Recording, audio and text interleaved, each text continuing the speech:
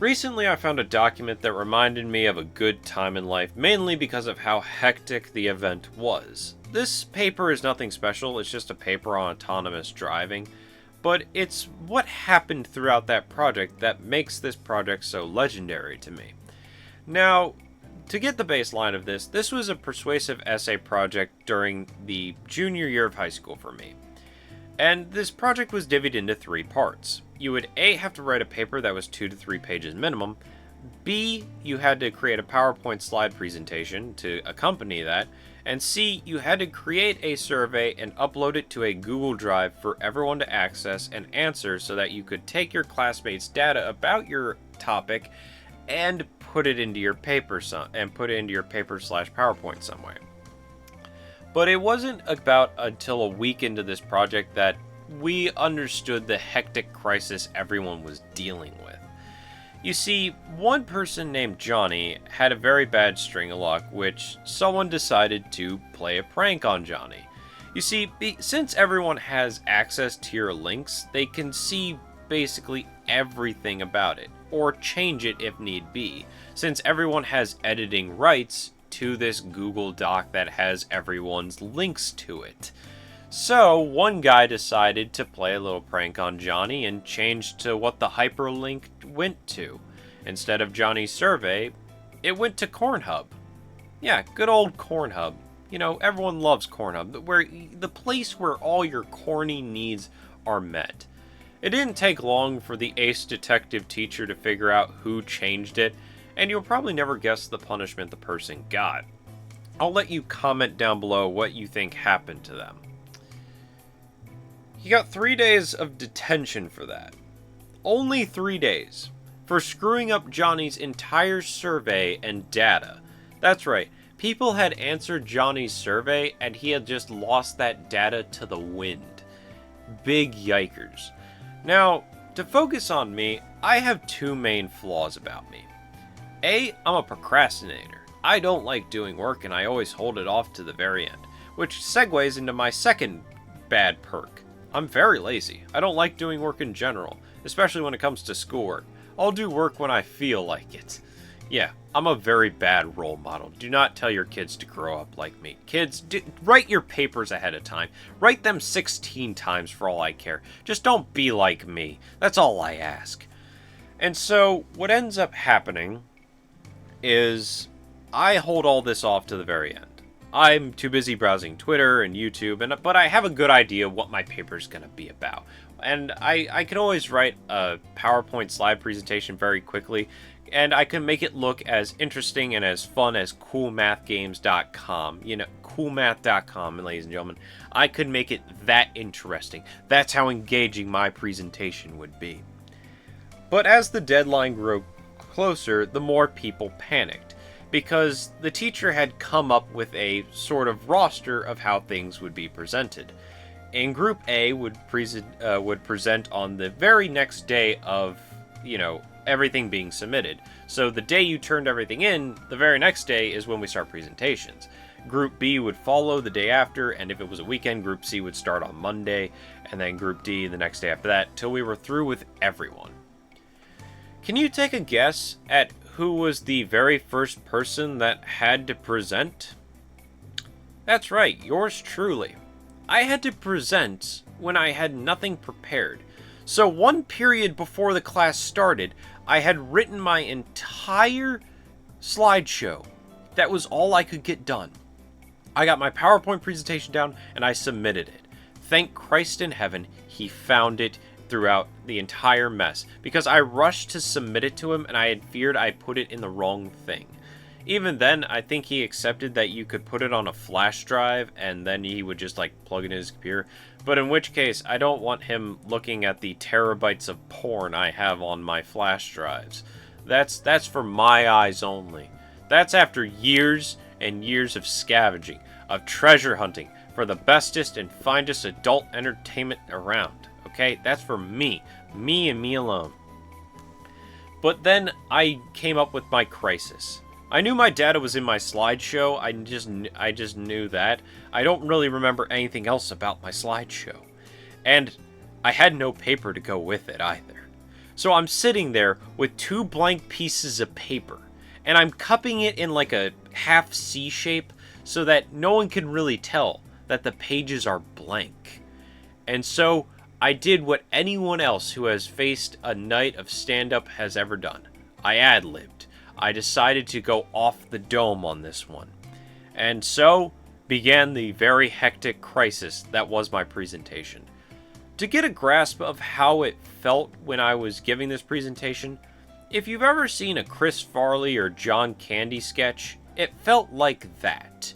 It felt very high energy, nonsensical, and very chaotic. It truly rivaled that of Chris Farley's work. I think if Chris Farley was still alive, he'd be scouting me for an apprenticeship. Rip and rest, my boy Chris Farley. I miss him. But after it was all said and done, one thing about this project that I never mentioned was that there's a segment where if you confused people or if people had questions, you could ask them, they could ask them and you would answer them. If you couldn't answer their questions, I think you got docked points.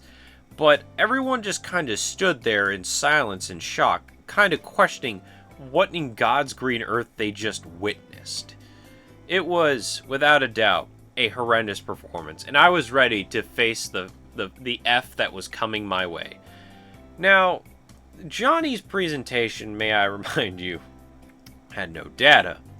And so when it came to the part where Johnny was supposed to have his data, the teacher kind of forgot about that. And so he looks Johnny in the eye and he goes, "So Johnny, where's your data?" And Johnny, God bless Johnny's soul, because Johnny had this thing that whenever he was getting smart with someone or he was nervous, he put up this very weird smile that kind of looks like Syndrome smile from The Incredibles. So he's putting on this Syndrome smile as he looks the teacher in the eye and says, "I don't have it, sir." And he just like clicks his pen, makes a note, and Johnny continues on with his presentation, knowing very well that was a critical hit to his pride.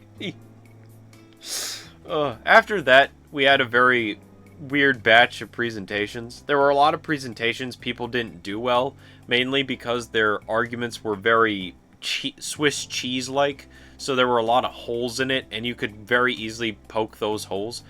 And I remember there's always that one person who asks 1,000 questions, and after like the third question they ask, you kind of just like lose census of where you are. And I felt bad for the person presenting at the time, because this girl just kept asking questions, and you could tell they were getting fatigued from answering questions. The nerves of giving this presentation was getting to them, and they just did not want to answer any more questions. And at one point, they just slipped and they said, "I don't know." And you could tell teacher made a note of that, and they got docked points. I remember one friend gave what his persuasive argument was on why esports should be considered a real sport. And I sat there cringing. I was like, my brother in Christ, you're giving the analogy of CSGO. The only people in this room that have played CSGO are you and me. No one else understands the clutch moment of a 5v1 scenario against CTs with an op. No one understands any of that but you and me. I am the only one that gets a little wet spot in his pants talking about getting a clutch 5v1 with an op of all things, okay? I'm the only one. I'm sorry. It's kind of cringe otherwise. But after all was said and done and people dreaded the performances they gave, it was time for everything to be graded. That was until a big flaw. You see, the teacher wanted everyone's paper before he graded. He wanted everyone's paper and PowerPoint. And guess who was the one person who didn't turn in his paper? Yep, me again. So, I'm sitting in homeroom, which is French class for me. My language class was the very first class of the day. When the teacher comes up behind me and taps me on the shoulder and says, "Cuckoo, I want to grade everyone's projects, but I haven't received your paper. May I have it?" And I'm thinking, well, crap. I don't have it written. I don't even have a brief explanation of what I have written down. All I have, really, is a Word document that says autonomous driving. That is all I have. I have nothing else. And so I did what anyone else who's a procrastinator in school does. I did the old I'll search my bag trick. Anyone who's familiar with this maneuver, it's when you slap your backpack down in front of you, you start pulling out folders one by one, and you start methodically going through all the papers, making sure it's not tucked in between each, paper. You're making sure it's not folded or crumpled somewhere so that it's all nasty and unneat. And then you realize, oh, this paper's in the wrong folder, so you move it to the other folder, and then, everyone hates you because you're a procrastinating D-bag. I swear to God, it was probably having him everything in his power to hold back from saying, hurry up and find it, dickhead. I swear, he was not having a good time. He was doing the foot tapping, he was looking at his watch, he was exhaling heavily, like he was about to have a goddamn aneurysm from me methodically searching my backpack for this paper. There was one point, and I don't know why I was doing this, because I wasn't doing it as though I was method acting. I was like, oh, a piece of gum! And I unwrapped the piece of gum and put it in my mouth. I'm like, ooh, it's citrus flavored. As though this is supposed to help the procrastination. And then homeroom bell rings. And he says, you know what? Just give it to me when you come to class. Just have it ready by the time. If you don't have it by the time class ends, when you come to class and that period's over, I'm just gonna dock you points for not having the paper. And so, I had free time my second period. I believe it was study hall? It was either study hall or it was my lunchtime. I think it was my lunchtime. I'm not really sure. I think it was my lunch. Yeah, I think I had lunch early in the day. So, I went to the library like any good student, and I began writing. And I turned it in that day. And then came Judgment Day. The day we all dreaded. The day in which we were given our grades. And everyone was very skeptical of my grade, mainly because it felt like a crack addict going off on a crazed conspiracy theory. It almost felt like that weird uncle that comes to the dinner table and tells you that the Oaks no longer wish to, submit to the Forest Treaty. It felt like that, in a sense. So, when the grades came out and I saw I got a 97%, I was a bit shocked. And both impressed and amazed at the same time. Other people didn't do so well, and there were some people who were still pissed at me for getting a 97%. There were some people who literally mumble-rapped their way through their entire presentation, and you probably wouldn't even know what they were trying to persuade you of because of the mumbling. And they were mad at me for getting a 97. I'm like, at least I spoke clearly. I made a, labyrinth reference. You know how hard it is to make a labyrinth reference in the year 2017? God. But I still think fondly of back when Johnny just puts on that god dang smile of his, looks the teacher in the eye and says, I don't have any data. God, what a time to be alive. But anyway, that was how my class basically fumbled an entire persuasive project. See ya.